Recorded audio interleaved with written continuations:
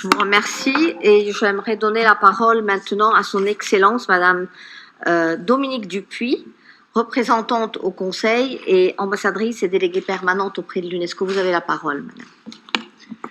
Madame la Présidente du Conseil exécutif, Madame la Présidente de la Conférence générale, Madame la Directrice générale, Excellences, chers collègues, durant ce débat général, nous sommes invités à bâtir nos interventions autour des points à l'ordre du jour de cette 219e session du Conseil exécutif. Mais vous comprendrez que dans cette maison de l'UNESCO, dont le mandat est la construction de la paix, il me serait aujourd'hui impossible d'échanger sur les technicités du C5, alors que tous les outils nécessaires à cette paix subissent chez moi un assaut sans précédent. Alors que l'éducation, la science et la culture sombrent davantage dans le gouffre infernal qui engloutit mon peuple depuis trop longtemps. Que tous les remparts sautent sous les tensions de la prise en otage d'un pays entier où 12 millions de personnes espèrent encore se réveiller d'un cauchemar ensanglanté. Confrontée à l'indicible, j'ai considéré me taire. Me taire par douleur, par déboussolement, mais aussi par culpabilité.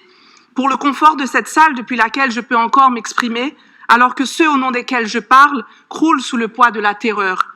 Me taire par colère pour mon pays que certains semblent déjà imaginer ne plus exister.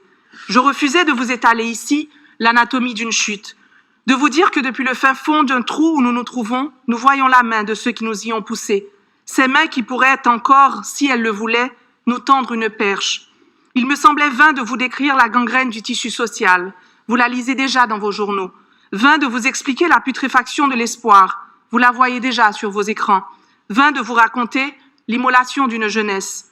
Je refusais d'alimenter l'algorithme qui décide des priorités de l'aide internationale, de prendre part aux funestes enchères de la pitié, de participer à l'encan de la crise la plus grave, de faire concurrence à celui qui comptera le plus de morts, qui criera le plus fort son angoisse, qui articulera le mieux cette faim qui ronge le corps et l'âme de plus de 5 millions de personnes, dont la majorité sont des enfants. Je refusais de vous dire qu'une capitale se transforme en tombeau béant et que, comme moi, tous mes concitoyens sentent leurs tripes s'extirper de leur corps, zombifiés par l'effroi. Que nous perdons tous, minute après minute, dans cette descente vertigineuse vers un inconnu effrayant. Nous perdons tous, mais certains perdent davantage, certains perdent tout. Leur maison, leurs repères, leur vie, certains n'avaient déjà rien et se retrouvent anéantis, morts vivants, face à cette nouvelle secousse psychique, face à la réplique de trop, depuis le temps que la terre tremble chez moi. Que cette guerre, ce fratricide n'est pourtant pas que notre plaie, mais celle du monde entier, que mon pays se retrouve à la croisée d'enjeux planétaires, tant humanitaires, climatiques que sociopolitiques, un avant-théâtre d'un effondrement qui nous implique tous. Oui, il aurait peut-être mieux valu se taire aujourd'hui. Vous avouez que je n'ai ni primeur à partager, ni potion magique à vanter. Laissez libre cours à vos débats et me terrer dans un coin, fermer les yeux, serrer les poings et attendre. Espérer que l'orage passe, que les monstres s'évaporent. Si seulement je n'avais pas eu à consulter récemment les archives de l'UNESCO, si seulement je n'avais pas eu la preuve tangible entre les mains que ce qui se dit ici s'inscrit dans des annales qui nous transcendent, une histoire destinée aux hommes et aux femmes de demain qui nous jugeront, tant sur ce que nous avons dit, sur ce que nous avons fait, que sur nos silences. Une histoire qui viendra soit nous saluer, soit nous hanter. Alors se taire aujourd'hui serait capituler, être complice du sort abject des enfants de mon pays, privés de leur droit à l'éducation, privés de leur seul repas par jour, privés de leur droit à la dignité, interdits de jouer, interdits de rêver, interdits de vivre. Complices des salles de classe où seul prend lieu le sombre ballet des esprits errants d'étudiants et d'enseignants tués par balles. Complices du sort des filles et des garçons violés en toute impunité. Complices du sort des artistes et des artisans qui ne peuvent plus créer, plus vendre, ni leur œuvre, ni leurs rêves. Du sort des athlètes qui ne brillent que s'ils sont déjà ailleurs. Des scientifiques qui, comme les agriculteurs, traversent sans baluchon les fils barbelés d'une frontière fermée. Du sort des journalistes contraints à l'exil, vigies de l'horreur, au péril de leur vie. Se taire serait abandonner, renier les combats pionniers menés par les fondateurs de ma nation, cracher sur le courage de ceux qui continuent, obstinément, encore aujourd'hui, à résister au bord du précipice. Se taire serait trahir la mémoire de ceux qui succombent à l'abîme, trahir les cadavres calcinés, les corps mutilés qui ponctuent le quotidien de Port-au-Prince.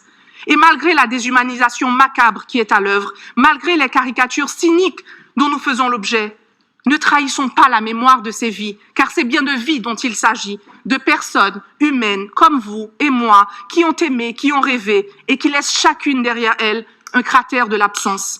Ces morts dont nous ne pouvons même pas faire le deuil puisqu'il est impossible de pleurer le départ d'un être lorsque nous observons impuissants l'agonie lente de toute une nation. Madame la directrice générale, je tiens à vous remercier de votre engagement constant, renouvelé encore ce matin, ainsi que celui des États membres comme le Chili, en faveur de mon pays. Ces élans m'émeuvent et m'encouragent. Chers collègues, je fais donc le pari de ne pas me taire, ni aujourd'hui ni demain, parce qu'il faut quelque part que l'on prenne acte et que l'on se souvienne qu'il existe encore un pays, habité d'êtres humains, assoiffés de paix et d'avenir, qui ont eux aussi le droit à l'éducation, le droit de préserver et d'exprimer leur culture, le droit de vivre. Je vous raconterai ce pays qui peut, qui veut et qui va renaître. Cette terre de Dessalines, de Catherine Flon, de Suzanne Comer-Sylvain. Cette terre de la soupe Joumou, de la cassave et du compas. Cette terre du KPK. Dans cette longue nuit, je vous raconterai une Haïti pleine de lumière. Car dans le clair-obscur de notre parcours, nous avons su transformer les spectres de l'oppression en oiseaux de la liberté. Merci, merci en pile, Aïbobo.